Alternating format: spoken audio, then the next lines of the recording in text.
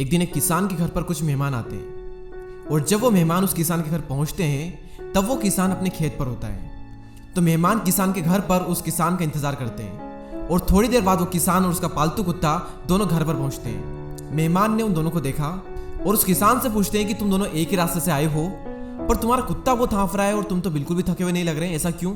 तभी वो किसान उन्हें बताता है कि हम दोनों एक ही रास्ते से तो आए हैं, लेकिन मैं सीधा घर पर आया हूँ। लेकिन इस कुत्ते को अगर रास्ते में कोई दूसरा कुत्ता मिल जाता था तो ये पहले उसके पीछे भागता, फिर मेरे पास आता, फिर और कोई कुत्ता मिलता तो उसके पीछे भागता, फिर मेरे पास में आता, और पूरे रास्ते में ये यही करता रहा, इसलिए इतना ज्यादा थका हुआ लग रहा है। देखिए, कहानी इतनी इंटरेस्टिंग नहीं लगी होगी आपको, लेकिन इसकी जो सीख है ना वो बहुत बड़ी है। आप में से कई सारे ऐसे लोग हैं जिनके सपने बहुत बड़े हैं। तो इस मंजिल के सफर में जिस तरह उस कुत्ते को कई सारे कुत्ते मिल रहे थे, उसी तरह आपको भी कुत्तों की तरह लोग मिलेंगे जो आप पर भौंकेंगे भी। दो ऑप्शन है आपके सामने, उस कुत्ते की तरह इंसान से लड़ने में, उसे समझाने में अपनी एनर्जी वेस्ट कर दो, उसके पीछे भागते रहो, या फिर उस किसान की तरह अपना लक्ष्य अपने माइंड में रख करके सीधे रास्ते पर चलते जाओ। जो कुत्ते भौंक रहे थे ना आप पर, वो वहीं के वहीं रह जाएंगे और आप आगे निकल जाओगे, और कुछ टाइम बाद उनकी आवाज भी आना आपको बंद हो जाएगी। ये थी पहली कहानी। अब मैं आपको दूसरी कहानी सुनाता हूँ, बहुत इंटरेस्टिंग है, शायद आप में से कई लोगों ने पहले सुन भी रखी होगी। एक बार एक पिता अपने बच्चे को पार्क में घुमाने के लिए ले जाते हैं। तभी रास्ते में कुछ घास होती है। वो पिता अपने बच्चे से कहते हैं कि बेटा ये घास यहाँ से उखाड़ दो। तो बच्चा आसानी से उस घास को वहाँ से उखाड़ देता है। तभी वो दोनों आगे जाते हैं और फिर वहाँ पर उन्हें एक छोटा सा पौधा मिलता है। तो पिता अपने बेटे से कहते हैं कि इस पौधे को भी उखाड़ दो। तो जो बच्चा होता है वो थोड़ा जोर लगाता है और उस पौधे को भी वहाँ से उखाड़ देता है। फिर वो दोनों थोड़ा और आगे चलते हैं। फिर उन्हें एक थोड़ा बड़ा पौधा मिलता है। पिता फिर कहते हैं कि बेटा इस पौधे को भी तुम यहाँ से उखाड़ दो।